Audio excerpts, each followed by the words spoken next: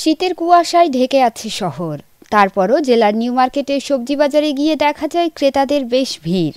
সবজি বিক্রেতারা বলছেন গত সপ্তাহ থেকে এই সপ্তাহে সবজির দাম কম আছে, তবে আবহাওয়া পরিষ্কার হলে সামনে আরো দাম কমবে।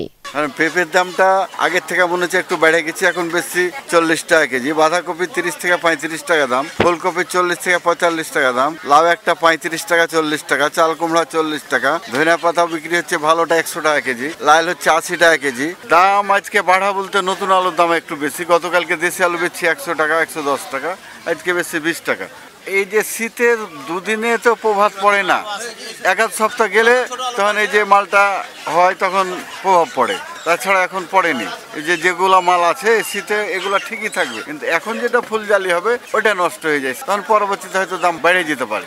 আবহাওয়াটা যদি পরিষ্কার হয়ে যায় আরো দাম কমে যায়। মাছ বাজারে দেখা যায় ভিন্ন চিত্র।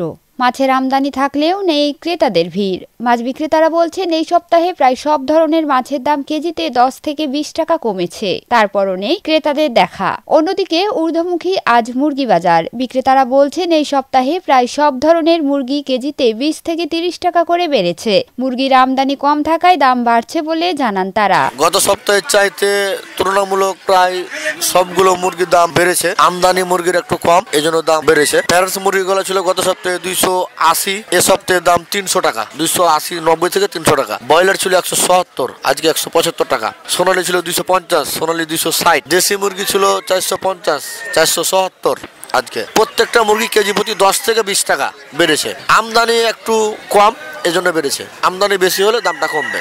শীতে ডিসেম্বর মাসটা দাম একটু বেশি থাকে। অন্যদিকে মুদি বাজারে অন্যান্য মুদি পণ্য স্থিতিশীল থাকলেও সব ধরনের চালের দাম কেজিতে 3 থেকে 4 টাকা করে বেড়েছে, তবে কমেছে ডিমের দাম। চালের দামটা বেড়েছে, সব ধরনের চাল 3 থেকে 4 টাকা কেজিতে বেড়েছে।